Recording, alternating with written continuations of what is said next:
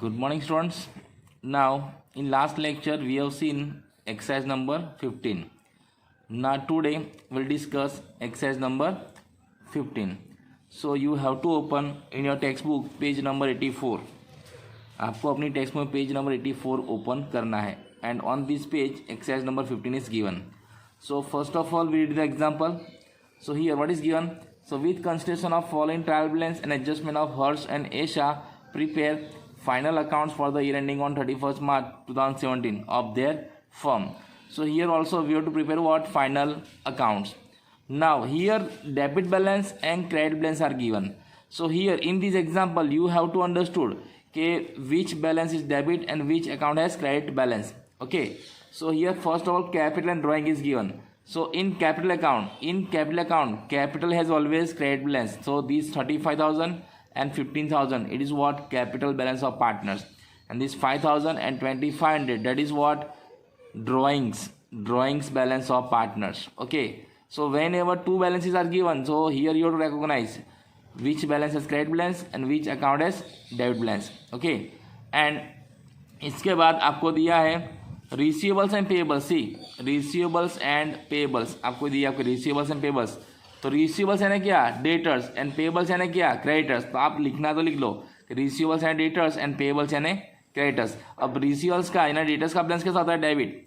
तो 30,000 आपके डेबिटर्स है और 25,000 आपके क्या है? क्रेडिटर्स है. बराबर, क्योंकि डेटर्स का बैलेंस डेबिट होता है और क्रेडिटर्स का बैलेंस क्रेडिट होता है.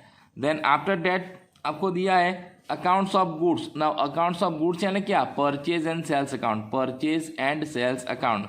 सो purchase account has always debit balance. So 40,000 is purchase and 89,250 that is what? Your sales. ये 89,250 क्या है? सेल्स का बैलेंस है, क्योंकि सेल्स का बैलेंस ऑलवेज कैसा होता है? क्रेडिट. और परचेज का कैसा होता है? Debit. Clear. So accounts of goods यानी क्या? Purchase and sales. लिखना तो लिख दो. उसके बाद आपको दिया है गुड्स रिटर्न अकाउंट. देखो यहाँ पे दिया है गुड्स रिटर्न अकाउंट्स. अब गुड्स रिटर्न अकाउंट्स यानी क्या? Purchase return account and sales return account. So sales return account has always debit balance. So 7,500 is what? Sales return and 5,000 is what? Purchase return. आपको ये 5,000 है वो क्या है? Purchase return. बराबर. तो ये भी याद रखना, गुड्स रिटर्न अकाउंट यानी क्या? Purchase return and sales return. Then after that आपको दिया है बिल्स. आपको बिल्स दिए, देखो आपकी टेक्स्ट में बिल्स दिए आपको, है ना.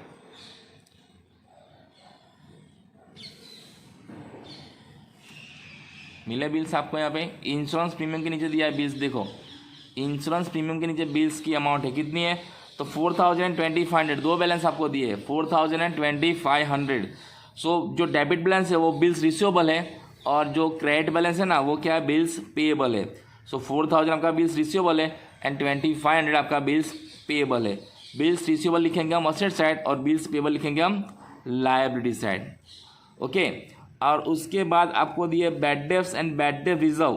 तो उसमें याद रखना बैड डेब्ट्स का बैलेंस ऑलवेज कैसा होता है? डेबिट. बैड डेब्ट्स का बैलेंस ऑलवेज कैसा होता है? डेबिट. ओके, और बैड डेब्ट्स रिजर्व का बैलेंस कैसा होता है? क्रेडिट. तो 1,500 जो आपको दिया ना वो क्या है? आपका बैड डेब्ट्स का बैलेंस है, और जो 2,000 है वो क्या है? आपका बैड डेब्ट्स रिजर्व है. ओके ओके, सो यहाँ पर आपको दिया है बैड डेब्ट्स एंड बैड डेब्ट रिजर्व. तो ये 1,500 वो क्या है? आपका बैड डेब्ट्स का बैलेंस है, और ये 2,000 क्या है? आपका बैड डेब्ट्स रिजर्व है. ओके, उसके बाद आपका डिस्काउंट. तो डिस्काउंट दो बैलेंस है, 750 एंड 1,500. जो डेबिट बैलेंस है वो डिस्काउंट अलाउड है, और जो 1,500 वो डिस्काउंट रिसीव्ड है. तो इसको लिखेंगे प्रॉफिट लॉस अकाउंट में डेबिट साइड और इसको लिखेंगे प्रॉफिट लॉस अकाउंट में क्रेडिट साइड. उसके बाद आपका stamp on hand and bad डेब्ट रिटर्न. जो स्टैम्प ऑन हैंड है उसका डेबिट बैलेंस होता है, यानी 150, वो हमारी असेट्स है. तो उसको कहाँ लिखेंगे हम? बैलेंस शीट में असेट साइड. और ये बैड डेब्ट रिटर्न है वो उसका बैलेंस क्या है? Credit balance. तो ये हमारी इनकम है, तो इसको कहाँ लिखेंगे हम? प्रॉफिट एंड लॉस अकाउंट में क्रेडिट साइड. और उसके बाद 12% HDFC लोन. ब्रैकेट में आपको दिया है 1 जुलाई 2017. कितना बैलेंस है? 10,000. तो ये हमारी लोन है, तो हमारी क्या है? लायबिलिटीज है. तो कहाँ लिखेंगे उसको? बैलेंस शीट में लायबिलिटी साइड. बराबर. उसके बाद आपको एडजस्टमेंट दिया है नीचे. देखो पहला एडजस्टमेंट कौन सा? आपका क्लोजिंग स्टॉक. पहला एडजस्टमेंट आपका क्या है? क्लोजिंग स्टॉक है. बराबर. तो आपका क्लोजिंग स्टॉक कितना दिया आपको यहाँ पे? 10,000, out of which 50% has market value. 50% has no market value, तो ये एडजस्टमेंट है, हम जब एडजस्टमेंट देखें तब देखेंगे। उसका legal charges included of legal charges of building purchase ₹4,000, तो यहाँ पे लीगल चार्जेस में बिल्डिंग परचेज के एक्सपेंस उसमें लिख दिया है, तो यहाँ पे टिक मार्क कीजिए, बिल्डिंग पे कीजिए और लीगल चार्जेस पे कीजिए। एक लीगल चार्जेस में कीजिए और दूसरा आपको करना है बिल्डिंग पे, ऊपर है उसके, देखो उन दोनों में एडजस्टमेंट आएगा, तो वहाँ पे क्लिक कीजिए। उसके बाद provide 5% bad debt on debtors, तो एक आपको डेटर्स पे क्लिक करना है। डेटर्स यानी कि आपके पेबल्स, आपको पेबल्स दिए, देखो उस पर टिक कीजिए और दूसरा टिक कीजिए bad debt reserve, bad debt reserve आपको दिया वहाँ पे टिक कीजिए। उसके बाद ये provide depreciation 10% on furniture and 5% on building, तो यहाँ पर आपको टिक करना है बिल्डिंग पे और फर्नीचर पे, बराबर। तो फर्नीचर पे टिक कीजिए और बिल्डिंग पे दूसरी टिक कीजिए, यानी बिल्डिंग में 2 एडजस्टमेंट है। Then 1/3 share of patent and trademark is to be written off, तो पेटेंट एंड ट्रेडमार्क आपको दिया, देखो 5 ऊपर देखो आपको दिया पेटेंट एंड ट्रेडमार्क, तो उसमें टिक कीजिए क्योंकि उसमें भी एडजस्टमेंट है, बराबर। और उसके बाद आपको दिया 12% HDFC लोन, उसमें हिडन एडजस्टमेंट है, सबसे लास्ट में आपको जो दिए वो, बराबर, तो उसमें टिक कीजिए, बराबर।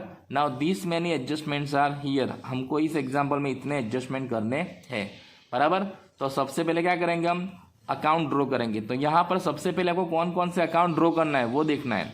सो हियर आपको परचेज एंड सेल्स दिया है और आपको ओपनिंग स्टॉक भी दिया है। देखो जब ओपनिंग स्टॉक दिया है ट्रायल बैलेंस में, तो समझ जाना आपको ट्रेडिंग अकाउंट बनाना है, बराबर। तो यहाँ पर ट्रेडिंग अकाउंट बनाएंगे, उसके बाद बनाएंगे हम प्रॉफिट एंड लॉस अकाउंट, और यहाँ पर हमें profit and loss appropriation account बनाना नहीं है, क्योंकि प्रॉफिट एंड लॉस एप्रोप्रिएशन को इफेक्ट करते हुए कोई भी एडजस्टमेंट हमको यहाँ पर दिए नहीं, जैसे कि interest on capital, interest on drawing, interest on current account balance, है ना, salary, bonus, commission to any partners, ऐसा कोई एडजस्टमेंट ना हो जब, तो हमें profit and loss appropriation account बनाना नहीं है, तो यहाँ पर हम नहीं बनाएंगे, बराबर। So profit and loss account, उसके बाद बनाएंगे पार्टनर्स कैपिटल अकाउंट। तो आपको यहाँ पर पार्टनर्स करंट अकाउंट के बैलेंस दिए नहीं है, बराबर, तो पार्टनर्स करंट अकाउंट नहीं बनाने, सीधा क्या बनाना है आपको, पार्टनर्स कैपिटल अकाउंट, और उसके बाद बनाएंगे हम balance sheet. Clear. So in this example you have to draw first trading account, एक पेज में ड्रॉ करो, उसके बाद सेकंड पेज में profit and loss account, then third page में partners capital account, and fourth page में आपको draw करना है बैलेंस शीट। तो इतने अकाउंट्स आप पहले रेडी कर दो, बराबर। फिर हम 1 बाय 1 ये जो ट्रायल बैलेंस में एंट्रीज दिए ना, वो रिस्पेक्टिव अकाउंट्स में रिस्पेक्टिव साइड एंट्रीज देंगे पहले हम, और उसके बाद हम 1 बाय 1 एडजस्टमेंट सॉल्व करेंगे। Okay, so now ready with your accounts. Okay, now first of all, which balance is given? Capital and drawing. So capital and drawing both are recorded in which account? Partners capital account. So आपको अपने partners capital account में सबसे पहले credit side हम capital का balance brought down करेंगे। So here which date 1 April 2016 by balance brought down कितना है, तो हर्ष का है कितना 35,000 और ऐसा का कितना है 15,000। सो हर्ष के कॉलम में लिखो 35,000 और ऐसा के कॉलम में लिखो 15,000, बराबर। तो सबसे पहले आपको लिखना है पार्टनर्स कैपिटल अकाउंट में कैपिटल का बैलेंस। तो अपने पार्टनर्स कैपिटल अकाउंट में आपने ड्रॉ किया हुआ इस तरह से, उसमें लिखिए bye balance brought down 35,000 and 15,000। उसके बाद ड्राइंग, तो ड्राइंग का बैलेंस कैसा होता है, डेबिट, तो उसको लिखेंगे पार्टनर्स कैपिटल में डेबिट साइड टू ड्राइंग, कितना कितना है, तो 5,000 एंड 2,500। तो हर्ष का कितना है, तो 5,000, तो हर्ष के कॉलम में लिखो 5,000 और ईसा के कॉलम में लिखना है हमको 2,500, बराबर। तो ये हो गया आपका क्या, कैपिटल एंड ड्राइंग की एंट्री। उसके बाद क्या दिया आपको ट्रायल बैलेंस में, देखो आपको अपनी टेक्स्ट बुक में देखना है। सो गुडविल, पेटेंट एंड ट्रेडमार्क, तो गुडविल कहाँ लिखते हैं हम, तो goodwill is recorded in balance sheet asset side, बराबर। तो आपको बैलेंस शीट में चले जाना है और बैलेंस शीट में मैंने लिखा है पे, देखो आपको ऐसा हेडिंग देना है, balance sheet of partnership form of Harsh and एसा एज ऑन 31 मार्च 2017। असेट्स में पहले क्या लिखते हैं, नॉन करंट असेट्स, उसके बाद उसका हेडिंग क्या लिखना है, फिक्स असेट्स। अब यहाँ पर गुडविल क्या है, इनटेंजिबल असेट्स, तो बैलेंस शीट में पहले हम लिखते हैं करंट असेट्स, फिक्स असेट्स, उसके बाद लिखते हैं क्या हम, इनटेंजिबल असेट्स, बराबर। तो मैंने यहाँ पे लिख के रखा है, तो आपको क्या लिखना है, यहाँ पे लिखना है गुडविल, है ना, और आप पहले लिखोगे तो भी चलेगा। गुडविल कितना, गुडविल का वैल्यू है आपका, तो गुडविल का वैल्यू है 5,000, तो लिखना है सीधा बाहर, उसमें कोई एडजस्टमेंट नहीं है, बराबर। और गुडविल के बाद है आपका पेटेंट एंड ट्रेडमार्क, तो मैंने यहाँ पे लिखा है देखो पेटेंट एंड ट्रेडमार्क, लेकिन पेटेंट एंड ट्रेडमार्क में एडजस्टमेंट है, तो इनर कॉलम में लिखना है। तो कितना है पेटेंट एंड ट्रेडमार्क 2700, तो आपको अंदर लिखना है आपका यहाँ पे, क्योंकि उसमें एडजस्टमेंट है इसलिए। बराबर, तो ये हो गया एंट्री गुडविल की एंड पेटेंट एंड ट्रेडमार्क की। कहाँ पर की मैंने, बैलेंस शीट में असेट साइड। तो आपको बैलेंस शीट में असेट्स आपको एंट्री करनी है। उसके बाद आपका है रिसीवेबल्स एंड पेएबल्स। तो रिसीवेबल्स है ना क्या, तो डेटर्स। तो मैंने डेटर्स लिखा है यहाँ पे, देखो कितने डेटर्स है आपके, उसका बैलेंस डेबिट होता है। तो यहाँ लिखना है इनर साइड, एडजस्टमेंट है इसलिए 31,000। उसमें बैड डेट्स रिजर्व माइनस करनी है हमको, वो हम जब एडजस्टमेंट करेंगे तब देखेंगे। बराबर, तो रिसीवेबल्स है ना क्या, डेटर्स। बराबर, और उसका डेबिट बैलेंस होता है, उसको कहाँ लिखते हैं बैलेंस शीट में, असेट साइड। उसके बाद आपको दिया है पेएबल्स। पेएबल्स कहाँ लिखते हैं, लायबिलिटी साइड, यानी यहाँ पर देखो क्रेडिटर्स। पेएबल्स है ना क्या, क्रेडिटर्स, और उसमें भी कोई एडजस्टमेंट नहीं है, तो डायरेक्टली आउटर साइड कितना है, तो 25,000। तो बाहर लिखो सीधा 25,000। बराबर, ये कहाँ लिखा मैंने, तो बैलेंस शीट में कैपिटल एंड लायबिलिटी साइड। बराबर, क्रेडिटर्स कितना 25,000। ओके ना, उसके बाद क्या दिया आपको, अकाउंट्स ऑफ गुड्स। तो अकाउंट्स ऑफ गुड्स कहाँ लिखते हैं हम, तो अकाउंट्स ऑफ गुड्स कहाँ लिखते हैं हम, ट्रेडिंग अकाउंट में। बराबर ना, अकाउंट्स ऑफ गुड्स है ना क्या, purchase and sales, purchase and sales. तो उसको कहाँ लिखेंगे हम, ट्रेडिंग अकाउंट में डेबिट साइड। बराबर, तो अब आपको ट्रेडिंग अकाउंट में डेबिट साइड एंट्री करनी है। तो यहाँ पे मैंने ट्रेडिंग अकाउंट बना के रखा है, देखो trading account of partnership form of Harsh and एसा फॉर ईयर एंडिंग ऑन 31 मार्च 2017। उसमें अकाउंट ऑफ सेल्स यानी परचेज एंड सेल। तो परचेज का बैलेंस कैसा होता है, डेबिट। तो कितना परचेज आपका 40,000। तो सबसे पहले ट्रेडिंग अकाउंट में क्या लिखते हैं हम, ओपनिंग स्टॉक। तो ओपनिंग स्टॉक आपको दिया है, जब लाइन में आएगा तब हम देखेंगे, लेकिन यहाँ पे एक लाइन छोड़ देनी है आपको। उसके बाद लिखना है परचेज, कितना है परचेज 40,000। तो उसको इनर कॉलम में लिखना है, क्योंकि परचेज रिटर्न दिया है, जब परचेज रिटर्न आएगा तब उसको माइनस करेंगे इसमें से। बराबर, और सेल्स का बैलेंस कैसा होता है, क्रेडिट। तो उसको लिखेंगे क्रेडिट है यहाँ पे 89,250, क्योंकि वो लगती है हम ट्रेडिंग अकाउंट में क्रेडिट साइड बाय सेल्स। बराबर, इसमें से भी सेल्स रिटर्न माइनस होगा, जब आएगा तो हम लिखेंगे और फिर इसका आंसर बाहर लिखेंगे। तो ये हो गया अकाउंट्स ऑफ गुड्स की एंट्री। बराबर, अब उसके बाद क्या आपका मशीन्स। लेकिन मशीन्स के बाद क्या है, ओपनिंग स्टॉक है। देखो, तो ओपनिंग स्टॉक की एंट्री हम यहाँ पर कर देंगे ट्रेडिंग अकाउंट में debit side to opening stock. कितना आपका 15,000, उसमें कोई एडजस्टमेंट नहीं होता है, तो सीधा बाहर। बराबर, हो गया ओपनिंग स्टॉक। अब उसके बाद है आपका फर्नीचर। बराबर, तो फर्नीचर एंड मशीन्स कहाँ लिखेंगे हम, बैलेंस शीट में असेट साइड। लेकिन उसके बाद है आपका दो एंट्री, देखो goods return accounts and wages. अब गुड्स रिटर्न अकाउंट है ना क्या, गुड्स रिटर्न अकाउंट है ना क्या, purchase return and sales return. तो जो डेबिट बैलेंस है ना 7,500, वो सेल्स रिटर्न है, और जो 5,000 आपकी बुक में है ना, वो है आपका परचेज रिटर्न। तो पहले परचेज में से परचेज रिटर्न माइनस करो 5,000। PR means what, purchase return. तो बाहर कितना आएगा 35,000। सेम वे में आपको 89,250 में सेल्स रिटर्न माइनस करना है। कितना सेल्स रिटर्न है, तो 7,500। बराबर, अब 89,250 में से आप माइनस करोगे कितना 7,500, तो कितना आएगा 81,750। तो लिखो आउटर साइड 81,750। आपको कैलसी यूज करना है। क्लियर, तो ये हो गया परचेज रिटर्न और ये हो गया सेल्स रिटर्न। उसके बाद आपको वेजेस दिया है, देखो गुड्स रिटर्न अकाउंट्स है ना, उसके नीचे वेजेस दिया है। तो वेजेस कहाँ लिखते हैं हम, ट्रेडिंग अकाउंट में डेबिट साइड। कितना है उसका वैल्यू, तो 4,000। तो यहाँ पे लिखो वेजेस 4,000, उसमें कोई एडजस्टमेंट नहीं है, डायरेक्टली आउटर साइड। बराबर, अब उसके बाद आपको रेलवे फ्रेट दिया है। देखो यहाँ पे हम ट्रेडिंग अकाउंट की सारी एंट्री कर देते हैं, है ना, तो फिर से हमें ट्रेडिंग अकाउंट लेना ना पड़े। तो रेलवे फ्रेट कहाँ लिखते हैं हम, ट्रेडिंग अकाउंट में। कितना है रेलवे फ्रेट ट्रेडिंग अकाउंट में 600, है ना, रेलवे फ्रेट कितना है 600। देखो, तो उसको लिखना है यहाँ पे ट्रेडिंग अकाउंट में डेबिट साइड 600। बराबर, तो ये एंट्री हो गई वेजेस की 4,000, रेलवे फ्रेट 600। अब आपको पता होना चाहिए वेजेस कहाँ लिखते हैं हम, ट्रेडिंग अकाउंट में डेबिट साइड, और रेलवे फ्रेट ट्रेडिंग अकाउंट में डेबिट साइड। और परचेज रिटर्न परचेज में माइनस होता है, और सेल्स रिटर्न सेल्स में से माइनस होता है। बराबर, अब ये क्लोजिंग स्टॉक का एंट्री हो, जब एडजस्टमेंट देखेंगे तो हम देखेंगे। बराबर, तो ये हो गया आपका entries. Now machines and furniture. तो मशीन एंड फर्नीचर क्या है हमारा, असेट्स। तो उसको कहाँ लिखेंगे हम, बैलेंस शीट में असेट साइड। तो आपको अब बैलेंस शीट में देखना है यहाँ पे मशीन। अब मशीन में कोई एडजस्टमेंट नहीं है, देखो अब मशीन आपकी फिक्स असेट्स, तो आपको यहाँ ऊपर लिखनी है सबसे पहले, और सीधा अमाउंट बाहर, क्योंकि उसमें कोई एडजस्टमेंट नहीं है आपका, बराबर। तो कितना वैल्यू है मशीन का आपका 15,000, तो बाहर लिखो 15,000, बराबर। मशीन का वैल्यू सीधा बाहर लिखो 15,000, और फर्नीचर में एडजस्टमेंट, तो फर्नीचर लिखो इनर साइड 3,000, बराबर। उसमें एडजस्टमेंट के लिए अंदर लिखना है आपको 3,000। उसके बाद आपका है डेप्रीसिएशन ऑन फर्नीचर। देखो अब goods return accounts and wages वो हमने रिकॉर्ड कर दिया था ट्रेडिंग अकाउंट में। उसके बाद क्या आपका डेप्रीसिएशन ऑन फर्नीचर। तो डेप्रीसिएशन ऑन फर्नीचर जब ट्रायल बैलेंस में दिया है, जब आपको किसी असेट्स का डेप्रीसिएशन ट्रायल बैलेंस में दिया है और एडजस्टमेंट में भी आपको बोला है कि उस पर आपको क्या करना है, डेप्रीशिएशन काउंट करना है। So in this case we have to add depreciation which is given in trial balance in value of machine, value of furniture. तो यहाँ पे को फर्नीचर की वैल्यू दी है और डेप्रीशिएशन आपको ट्रायल बैलेंस में दिया है। कितना दिया आपको डेप्रीशिएशन 300, तो यहाँ पे 300 प्लस करना आपको फर्नीचर में।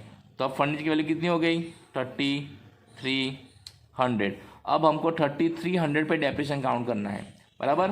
तो ऐसा कब करना है आपको, when depreciation of assets is given in trial balance, आपको ट्रायल बैलेंस में दिया हो और आपको एडजस्टमेंट में ऐसा बोला हो कि इसके ऊपर भी क्या करना है आपको डेप्रीशिएशन काउंट करना है, उस समय आपको ऐसा प्लस कर देना है। और फिर जो वैल्यू आती है आफ्टर एडिंग डेप्रीशिएशन उस पर डेप्रीशिएशन काउंट करना है, इस पर एडजस्टमेंट। वो हम जब एडजस्टमेंट करेंगे ना तब देखेंगे, बराबर। अभी आप इतना लिख दो और उसके बाद एक लाइन लीव करना। उसके बाद आपको दिया है स्टेशनरी एंड प्रिंटिंग। तो स्टेशनरी एंड प्रिंटिंग का लिखते हैं हम ट्रेडिंग अकाउंट में, प्रॉफिट एंड लॉस अकाउंट में डेबिट साइड। तो अभी प्रॉफिट लॉस अकाउंट आप चले जाओ, है ना। तो उसमें सबसे पहले स्टेशनरी एंड प्रिंटिंग, उसमें कोई एडजस्टमेंट नहीं है, तो सीधा बाहर कितना है 1550। तो आप लिख दो सीधा बाहर 1550 स्टेशनरी एंड प्रिंटिंग, बराबर। उसके बाद आपको दिया है बिल्डिंग। अब बिल्डिंग कहाँ लिखेंगे हम, तो बिल्डिंग लिखेंगे हम बैलेंस शीट में असेट साइड, बराबर। तो आपकी ये बैलेंस शीट है उसमें मैंने बिल्डिंग लिखा है, देखो यहाँ पे। तो यहाँ लिख दो बिल्डिंग की वैल्यू कितनी है, तो 46,000। तो इनर कॉलम लिखो, उसमें एडजस्टमेंट है, बराबर। उसमें एडजस्टमेंट तो इनर कॉलम में लिखना है, फिर बाद में देखेंगे क्या एडजस्टमेंट है, ओके। बिल्डिंग के बाद क्या है लीगल चार्जेस। तो लीगल चार्जेस कहाँ लिखते हैं हम, प्रॉफिट एंड लॉस अकाउंट में डेबिट साइड। तो आपके profit and loss account debit side लिखो, लीगल चार्ज में लिखा है, लेकिन उसमें एडजस्टमेंट तो अंदर के कॉलम में लिखना। कितना है 6500। तो अंदर के कॉलम में लिखो 6500 और एक लाइन छोड़ देना लिखने के बाद, क्योंकि उसमें एडजस्टमेंट है। उसके बाद आपको दिया है कैश बैलेंस। तो कैश बैलेंस कहाँ लिखते हैं हम, बैलेंस शीट में असेट साइड। तो आपकी बैलेंस में चले जाओ, देखो अब मैंने कैश बैलेंस लिखा है लास्ट में, बैलेंस शीट में सबसे लास्ट में लिखा है कैश बैलेंस, बराबर, क्योंकि ये करंट असेट्स है। करंट असेट्स बाद में लिखते हैं हम। कितना वैल्यू कैश का, तो आपको दिया है कितना वैल्यू है कैश का 300, है ना। तो कैश बैलेंस लिखो 300, जितना दिया उतना ही लिखना है 300, ओके। उसके बाद रेलवे फ्रेट, तो उसको हमने रिकॉर्ड कर दिया है ट्रेडिंग अकाउंट में डेबिट साइड। उसके बाद इंश्योरेंस प्रीमियम। तो इंश्योरेंस प्रीमियम का लिखते हैं हम, तो प्रॉफिट एंड लॉस अकाउंट में डेबिट साइड। तो यहाँ पे आपको लिखना है, देखो इस तरह से लिखा है मैंने टू इंश्योरेंस प्रीमियम, तो आप भी लिखिए। और उसमें कोई एडजस्टमेंट नहीं है, तो डायरेक्टली आउटर साइड कितना है 1150। तो 1150 डायरेक्टली आउटर साइड, बराबर। उसके बाद आपको दिया है बिल्स, बराबर। तो बिल्स कैसे होते हैं, दो होते हैं, bills receivable and bills payable. तो उसको हम कहाँ लिखते हैं, तो उसको लिखते हैं बैलेंस शीट में asset side and liability side. तो असेट साइड कौन सा बिल्स लिखते हैं हम, बिल्स रिसीवेबल। देखो लिखा है मैंने बिल्स रिसीवेबल, बराबर। बैलेंस में लिखते हैं बिल्स रिसीवेबल असेट साइड। तो यहाँ पे लिखा है मैंने बिल्स रिसीवेबल असेट साइड। कितना वैल्यू उसका, तो डेबिट बैलेंस होता है, रिसीवेबल का बैलेंस कितना होता है डेबिट, कितना है वो, तो 4000। तो यहाँ पे 4000, बराबर। नाउ बिल्स पेएबल का बैलेंस कैसा होता है क्रेडिट, तो उसको लिखता हूँ लायबिलिटी साइड। तो यहाँ पे देखो लिखा है मैंने बिल्स पेएबल लायबिलिटी साइड, तो उसका वैल्यू कितना है क्रेडिट। तो यहाँ पे लिखो 2500, बराबर। बिल्स पेएबल क्रेडिट से लायबिलिटी साइड लिखना है क्योंकि उसका क्रेडिट बैलेंस होता है, और बिल्स रिसीवेबल आपको लिखना है असेट साइड क्योंकि उसका बैलेंस कैसा होता है डेबिट होता है, बराबर। कितना है 4000।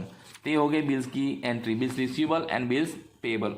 उसके बाद आपको दिया है पोस्टेज एक्सपेंस। तो पोस्टेज एक्सपेंस कहाँ पे आएगा, तो profit and loss account debit side लिखो आप, टू पोस्टेज एक्सपेंस।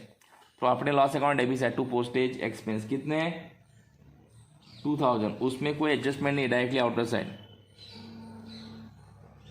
बराबर। उसके बाद आपको दिया है bad debts and bad debts reserve. देखो आपकी बुक में तो बैड डेब्ट्स एंड का बैलेंस कैसा होता है, डेबिट, और बैड डेब्ट्स रिजर्व का बैलेंस कैसा होता है, क्रेडिट। और दोनों कहाँ लिखते हैं हम, ट्रायल बैलेंस में, प्रॉफिट एंड लॉस अकाउंट में डेबिट साइड। तो मैंने लिखा है बैड डेब्ट्स ट्रायल बैलेंस, उसमें बीडीआर एडजस्टमेंट प्लस करना है, फिर इन दोनों को में से क्या करना है, बीडीआर ट्रायल बैलेंस माइनस करना है। तो बैड डेब्ट्स का बैलेंस आपको दिया है 1500, तो यहाँ पे लिखो बैड डेब्ट्स ट्रायल बैलेंस 1500, बराबर। फिर जब आएगा बीडीआर ट्रायल बैलेंस का तब हम देखेंगे एडजस्टमेंट से। और बीडीआर ट्रायल बैलेंस कितना है आपका यहाँ पे 2000, बराबर। तो बीडीआर एडजस्टमेंट का है तो क्यों यहाँ लिखेंगे हम, फिर इन दोनों को प्लस करके इसमें से अमाउंट माइनस करके बाहर लिखेंगे जब आएगा तब। लेकिन अभी आपको ये फॉर्मेट लिख देना है, bad debts trial balance, BDR adjustment और minus BDR trial balance. TB means trial balance, A means adjustment. Okay ना, उसके बाद दिया डिस्काउंट। तो डिस्काउंट के दो बैलेंस है, डेबिट बैलेंस क्या है, डिस्काउंट अलाउड। तो आपको लिखना है यहाँ पे profit and loss account debit side, discount allowed कितना है, तो 750। तो यहाँ लिखो 750। और डिस्काउंट इश्यू क्या हमारा इनकम है, तो उसको कहाँ लिखेंगे हम, प्रॉफिट एंड लॉस अकाउंट में क्रेडिट साइड, तो यहाँ पे। लेकिन उससे पहले एक लाइन छोड़ देना प्रॉफिट की और लॉस की, बराबर। तो डिस्काउंट इश्यू कितना है आपका 1500, तो लिखो बाहर क्रेडिट साइड सीधा 1500, क्योंकि हमारी इनकम है, बराबर। तो डिस्काउंट के जब दो बैलेंस दिए हो तो डेबिट बैलेंस क्या है, एक्सपेंस है, और क्रेडिट बैलेंस क्या है, इनकम है। तो डेबिट बैलेंस लिखेंगे प्रॉफिट लॉस में डेबिट साइड, और क्रेडिट बैलेंस लिखेंगे प्रॉफिट लॉस में क्रेडिट साइड, बराबर। उसके बाद आपको दिया stamps on hand and bad debts return. तो बैड डेब्ट्स रिटर्न क्या है, हमारा इनकम है, यानी मैंने बैड डेब्ट्स रिकवर लिखा है, आप दोनों लिख सकते हो, बैड डेब्ट्स रिकवर और बैड डेब्ट्स रिटर्न, बराबर। आपको जो दिया है वो लिखना, तो यहाँ पे रिटर्न भी मैं कर देता हूँ ब्रैकेट में, बराबर। कितना वैल्यू उसका, तो हमारी इनकम है, उसका क्रेडिट बैलेंस होता है, तो कितना है 1250। बैड डेब्ट्स रिटर्न का क्रेडिट बैलेंस होता है, क्योंकि वो हमारी क्या होती है, इनकम। तो जो स्टॉक ऑन हैंड है, स्टैम्प्स ऑन हैंड, वो क्या है हमारा assets. Stamps on hand means what, it is our assets. उसकी वैल्यू कितनी है 150। तो उसको कहाँ लिखेंगे हम, तो उसको लिखेंगे हम बैलेंस शीट में असेट्स साइड, बराबर। यहाँ पे लिखा है मैंने, देखो स्टॉक ऑफ पोस्टल स्टैम्प, बराबर। कितना वैल्यू उसका दिया आपको, तो 150, यहाँ लिखो 150, बराबर। याद रखना कोई भी स्टॉक हो वो हमारा क्या होता है, असेट्स, और कहाँ लिखा जाता है, बैलेंस शीट में असेट्स साइड, ये हमारा करंट असेट्स है, ओके। और उसके बाद लास्ट में आपको दिया है 12% HDFC लोन, तो क्या हमारा लायबिलिटीज है, तो उसको कहाँ लिखते हैं हम, बैलेंस शीट में लायबिलिटी साइड, कैपिटल के नीचे। कैपिटल के बाद क्या लिखते हैं हम, लॉन्ग टर्म लायबिलिटीज, इसलिए मैंने ऊपर लिखा है, बराबर। कितना वैल्यू उसका, तो 10,000, तो लिखो 10,000 डायरेक्टली बाहर। उस पर जो इंटरेस्ट काउंट करना है उसकी एंट्री हम अलग से देंगे, क्योंकि इंटरेस्ट ऑन लोन वो हमारी करंट लायबिलिटीज है, उसको हम यहाँ दिखा नहीं सकते, उसको हम करंट लायबिलिटी दिखाएंगे। ये कौन सी लायबिलिटीज हमारी, लॉन्ग टर्म लायबिलिटीज है, बराबर। तो आपको जब भी ऐसा कोई लोन दिया तो आपको यहाँ पे लिख देना है, और उसका इंटरेस्ट बाद में देंगे जब हम एडजस्टमेंट करेंगे तब, बराबर। तो ये आपकी ट्रायल बैलेंस की सारी एंट्रीज हो गई, जितनी एंट्रीज थी वो सारी एंट्रीज हमने देख ली है। अब हम क्या करेंगे, वन बाय वन जो एडजस्टमेंट दी है वो सारे एडजस्टमेंट देखेंगे। तो सबसे पहले आपको दिया एडजस्टमेंट, क्या दिया आपका, closing stock of ₹10,000 out of which 50% has no market value. यानी आपका जो क्लोजिंग स्टॉक है उसकी वैल्यू 10,000 है, लेकिन उसकी मार्केट वैल्यू कितनी है, 50,000 है। यानी 10,000 का 50% कितना हो जाएगा, 5,000। यानी हमारे क्लोजिंग स्टॉक की वैल्यू अब 5,000 हो गई है। तो रूल क्या कहता है, रूल क्या कहता है हमारा, तो क्लोजिंग स्टॉक की एक एंट्री कहाँ पर आएगी, ट्रेडिंग अकाउंट में क्रेडिट साइड, यहाँ लिखना है बाय क्लोजिंग स्टॉक, कितना वैल्यू लिखना है 5,000।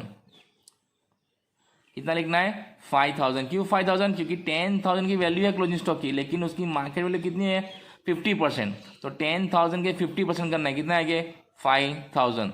तो एक एंट्री करनी है ट्रेडिंग अकाउंट में credit side by closing stock 5,000।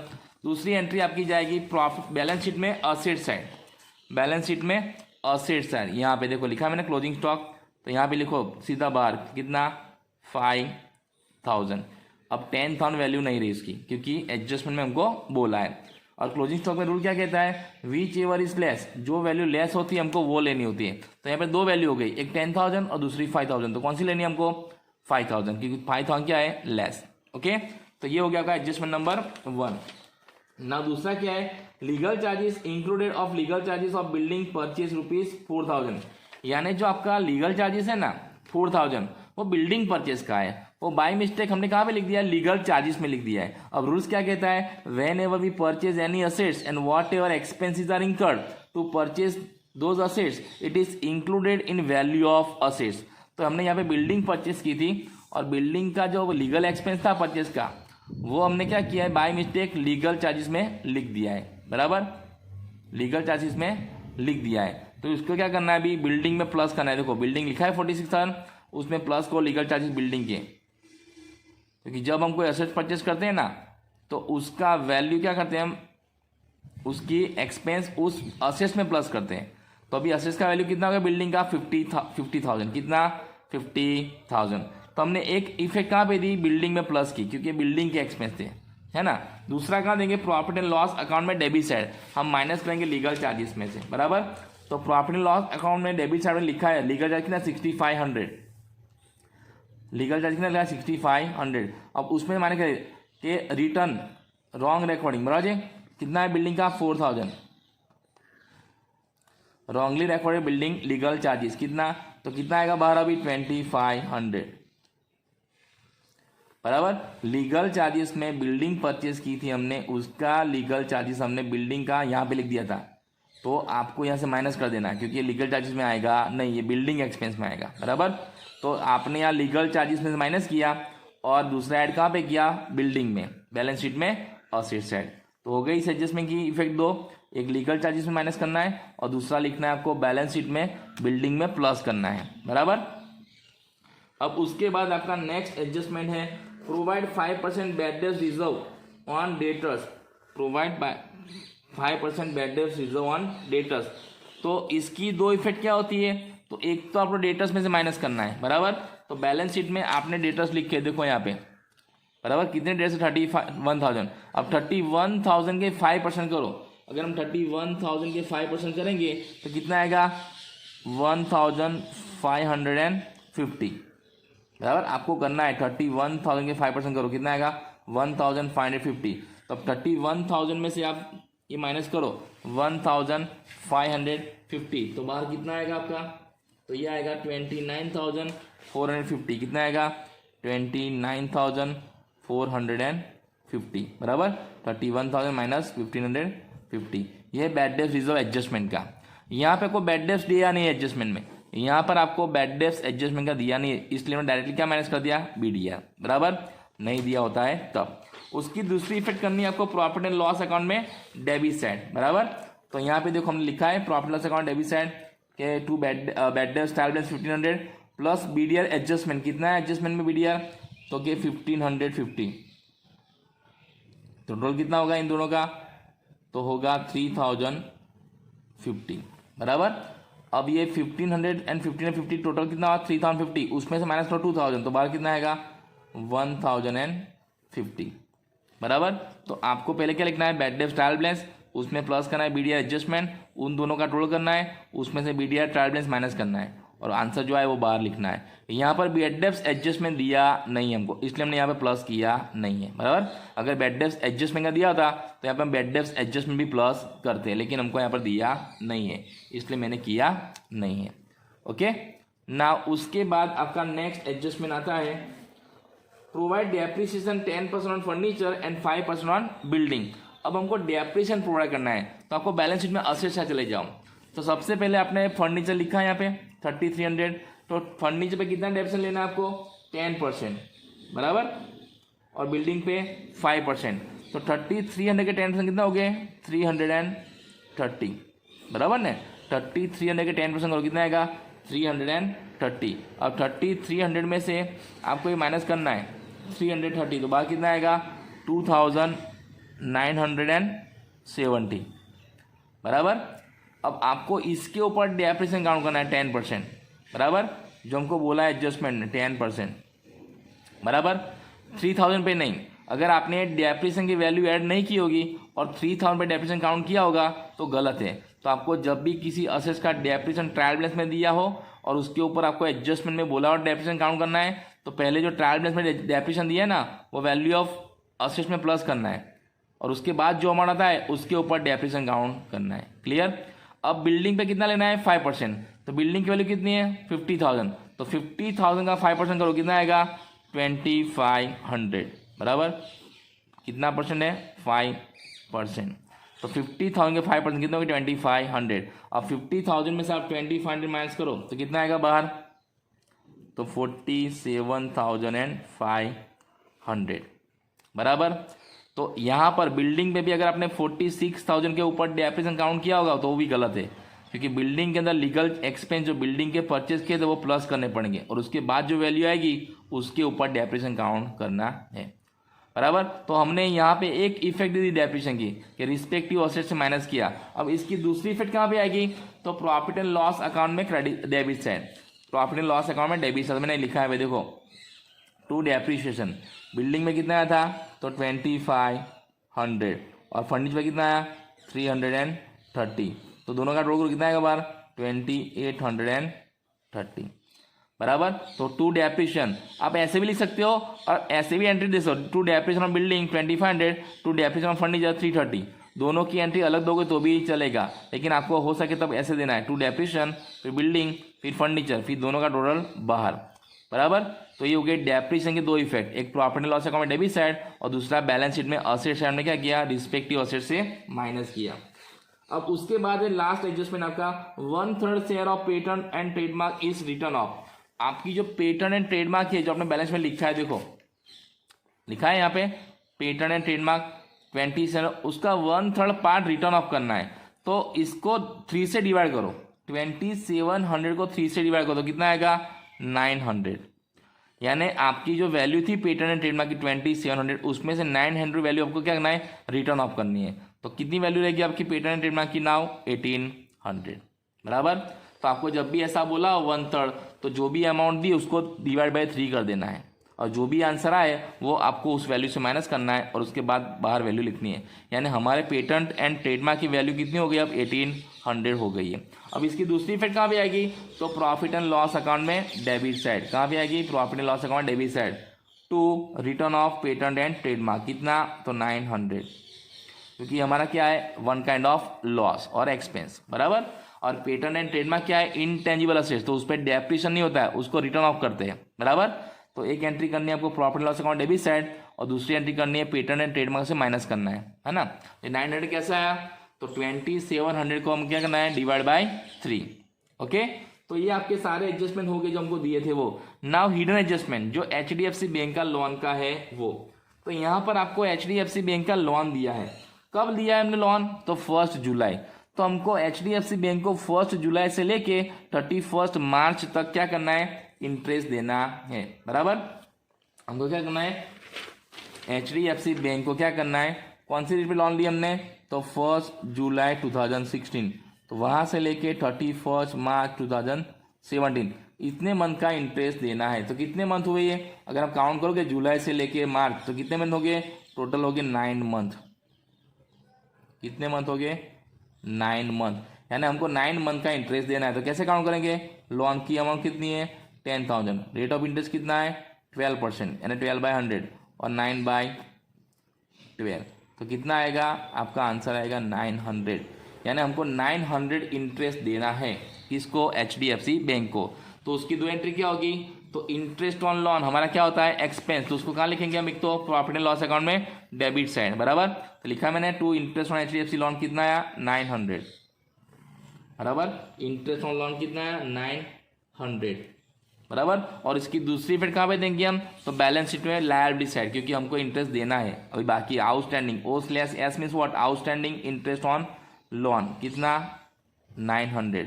और किसकी लोन है अगर आपको लिखना है तो लिख दो यहाँ पे HDFC, और हमने एक ही लोन लिया है तो क्या होगा HDFC होगा, बराबर। लिखने की जरूरत नहीं है, लेकिन अगर आपको लिखना है तो आप लिख सकते हो HDFC, बराबर। तो दो एंट्री क्या हुई, एक profit loss account debit side और दूसरी क्या पे बैलेंस शीट में liability side interest on loan कितना 900। अब ये 900 कैसा है आपको लिखना तो लिख देना, मैंने नोट बताई आपको, बराबर। यहाँ पे आपको समझ जाना है, हमको यहाँ पे बोला नहीं है एडजस्टमेंट में कि इंटरेस्ट ऑन लोन देना है, लेकिन जब भी हमने किसी से लोन दिया है ना बैंक से, और आपको रेट ऑफ इंटरेस्ट दिया हो और आपको ट्रायल बैलेंस में इंटरेस्ट ऑन लोन की एंट्री ना हो तो समझ जाना है हिडन एडजस्टमेंट है, हमको उस पर इंटरेस्ट देना है, बराबर। तो ये हो गई उसकी entry. Now after all entries we have to first find out profit of trading account. तो ट्रेडिंग अकाउंट में देखो किस सेकंड रोल ज़्यादा है, यहाँ पे क्रेडिट सेकंड रोल ज़्यादा है, कितना आएगा, तो 81,750 प्लस 5,000 तो कितना आएगा 86,750। तो उसको हम पहले दोनों साइड लिख देंगे 86,750 बराबर। अब इसमें से आपको एंट्री माइनस करनी है 15,000, 35,000, 4,000 एंड 600। तो अब माइनस करो, अपना कैलसी यूज करो, 86,750 माइनस ये 4 फिगर करो, तो आपका कितना आएगा ग्रोस प्रॉफिट, तो ये आपका आंसर आएगा 41,150। ये आपका क्या आ गया ग्रोस प्रॉफिट। इसको कहाँ ले जाएंगे हम, प्रॉफिट एंड लॉस अकाउंट में क्रेडिट साइड बराबर।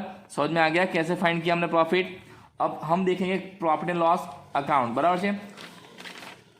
तो प्रॉफिट लॉस अकाउंट में क्रेडिट साइड सबसे पहले entry by trading account, gross profit कितना आया था 41,150 बराबर, 41,150। तो ट्रेडिंग अकाउंट लिखना है यहाँ पे और ब्रैकेट में लिखना है ग्रॉस प्रॉफिट, और gross profit profit loss account में कहाँ लिखते हैं हम, क्रेडिट साइड। अब प्रॉफिट एंड लॉस अकाउंट का टोटल करो, किस साइड का टोटल ज्यादा आता है, तो यहाँ पर भी देखो क्रेडिट साइड का टोटल ज्यादा आता है, किससे, डेबिट साइड से। तो क्रेडिट साइड कितनी एंट्री से 41,150 प्लस 1,500 प्लस 1,250, इन तीनों का टोटल करो और जो भी टोटल आता है वो आपको लिखना है दोनों साइड बराबर। तो यहाँ पे मैं लास्ट में लिखता हूँ, तो कितना है टोटल आपका प्रॉफिट लॉस अकाउंट का 43,900, कितना आएगा 43,900 एंड 43,900 बराबर। अब क्या करना है आपको, आपने जितनी भी एंट्रीज की है profit loss account debit side, देखो कितनी एंट्री की है, पहले हमने ये 1,550 स्टेशनरी का, फिर 2500 लीगल चार्जेस, फिर 1,150 इंश्योरेंस प्रीमियम, फिर पोस्टेज एक्सपेंस 2,000, फिर ये बेड डेस वाला 1,050, उसके बाद है डिस्काउंट वाला 750, उसके बाद आपका डेप्रिसिएशन 200 2,830, उसके बाद return off patent and trademark 900, और लास्ट में आपका इंटरेस्ट ऑन लोन कितना है 900 बराबर। तो ये सारी एंट्रीज माइनस करो आप ये 43,900 से बराबर। तो आपका प्रॉफिट कितना आता है। अब यहाँ पे हम profit and loss appropriation account बनाते नहीं है, तो जो भी प्रॉफिट आएगा प्रॉफिट लॉस अकाउंट में उसको कहाँ ट्रांसफर करेंगे, पार्टनर्स कैपिटल में, और क्या बोलेंगे उसको डिविजिबल प्रॉफिट। तो आपका ये आंसर आएगा 30,270, कितना आएगा 30,270। अब ये 30,270 डिविजिबल प्रॉफिट है, तो उसको क्या करना है, दो पार्टनर्स जो है हर्ष एंड एशा, उसके अंदर उनके प्रॉफिट एंड लॉस रेशियो में डिस्ट्रीब्यूट करना है। अब आपको यहाँ पे प्रॉफिट एंड लॉस रेशियो दिया नहीं है, तो इसका मतलब क्या है, they are sharing their profit and loss in equal proportion, यानी आपको 30,270 को दोनों के बीच में इक्वल प्रपोर्शन में डिस्ट्रीब्यूट कर देना है, मीन्स 1:1 बराबर। तो कितना आएगा अगर करेंगे तो हम, तो 15,135 एंड 15,135 हो गया। अब मैंने कैसे डिवाइड किया, तो पहले आपने 13,000 को डिवाइड कर दो, 30,000 तो कितना आएगा 15,000, फिर 200 तो कितना आएगा 100, और फिर 70 को तो कितना आएगा 35। आप इस तरह से कर सकते हो और आप अपना कैलसी भी यूज़ कर सकते हो बराबर। 30,270 डिवाइड बाई 2 करो, जो भी आंसर दोनों में डिवाइड में इक्वल लिख देना है बराबर। तो कितना प्रॉफिट है उनके अंदर 15,135 दोनों के शेयर में, और ये क्या है डिविजिबल प्रॉफिट। अब इसको कहाँ ले जाएंगे हम, तो पार्टनर्स कैपिटल में बराबर, कहाँ ले जाएंगे हम, पार्टनर्स कैपिटल अकाउंट में बराबर। तो हमने पार्टनर्स कैपिटल अकाउंट बनाए थे बराबर ने। तो देखो यहाँ पे पार्टनर्स कैपिटल अकाउंट है, उसमें कैसे लिखना है, by profit loss account divisible profit, कितना आया था दोनों के अंदर, तो 15,135 एंड 15,135। अब कैपिटल अकाउंट में ऑलवेज क्रेडिट अकाउंट रोल ज़्यादा आता है बराबर ना, तो क्रेडिट अकाउंट रोल करो और दोनों साइड रख दो उसको। तो कितना आएगा यहाँ पे 35,000 प्लस 15,135, तो कितना आएगा 50,135, और यहाँ पे कितना आएगा 30,135 बराबर। अब इसको हम दोनों साइड लिख देंगे 50,135 एंड 30,135। अब ये इसमें से आपको एक ड्राइंग की एंट्री माइनस करनी है, तो 50,135 से 5,000 माइनस करो, कितना आएगा आंसर, तो 45,135, और 30,135 में से अगर 2,500 माइनस कर सकते कितना आएगा 27,635 बराबर, 27,635। आपको ये माइनस करना है, कॉपी नहीं करना है बराबर, और आपको मेरे साथ लिखना है। और ये बैलेंस कब फाइंड करते हैं हम, लास्ट डेट पे 31 मार्च, है ना, 31 मार्च। तो डेट के कॉलम में डेट भी आपको लिखना है। अब ये बैलेंस कहाँ ले जाएंगे हम, बैलेंस शीट में, जहाँ पे हमने क्या लिखे थे, पार्टनर्स कैपिटल के बैलेंस, बराबर। तो हमने ये बनाए थे, देखो, है ना, कैपिटल अकाउंट्स, उसमें लिखना है यहाँ पे हर्ष और ऐसा का बैलेंस जो हम वहाँ से फाइंड किया, वो कितना कितना था हर्ष का, तो 41,135 और ईसा का था 27,635, बराबर। तो दोनों का टोटल करेंगे तो कितना आएगा बाहर, इन दोनों का टोटल करो कितना आएगा बाहर, वो आपको बाहर लिखना है। तो 72,770, ये आपका क्या है, टोटल आया कैपिटल का, बराबर। अब हमको क्या करना है, बैलेंस शीट के दोनों साइड का टोटल करना है। तो बैलेंस शीट में आपकी इतनी एंट्रीज होनी चाहिए, देख लो पहले, है ना, इतनी एंट्रीज आपकी है, देखो देख लो दोनों साइड।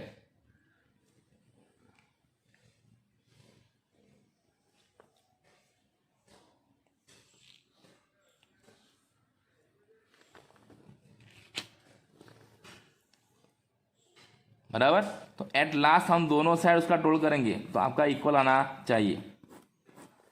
तो कितना आएगा आपका, अगर बैलेंस शीट का टोटल करेंगे हम तो दोनों साइड, तो ये आएगा आपका 1,11,170, 1,11,170, 1,11,170। तो आपका टोटल ऐसा आना चाहिए। तो अब 1 बाय 1 मैं आपको सारे अकाउंट्स दिखा देता हूँ, आप अपनी बुक में चेक कर लो आपकी बुक में इतनी एंट्रीज है कि नहीं है, बराबर। तो सबसे पहले देखें हम ट्रेडिंग अकाउंट, तो ट्रेडिंग अकाउंट में आपकी इतनी एंट्री होनी चाहिए, देखो है आपके ट्रेडिंग अकाउंट में इतनी एंट्री होनी चाहिए, देख लो एक बार। उसके बाद आपके प्रॉफिट एंड लॉस अकाउंट में इतनी एंट्रीज होनी चाहिए, देख लो पहले, बराबर। एक बार चेक कर लेना कोई एंट्री रह ना जाए।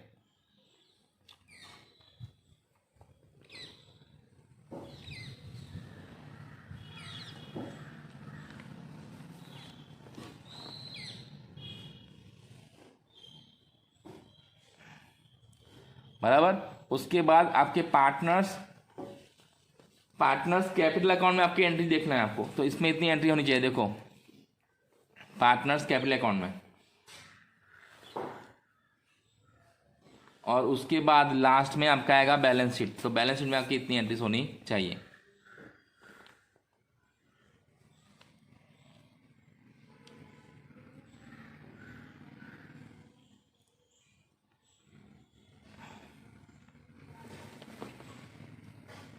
देख लिया।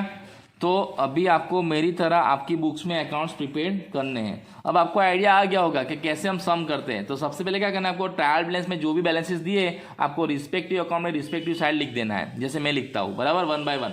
उसके बाद 1 बाय 1 एडजस्टमेंट आपको सॉल्व करना है। जैसे जैसे मैं आपको एग्जाम्पल करवाता हूँ आपको भी इसी तरह मेरे साथ करना है, लास्ट में पूरा अकाउंट लिखना नहीं है। Okay, so today we have seen what, exercise number 15। Now in next lecture we will see exercise number 16. Okay, so thank you and have a nice day.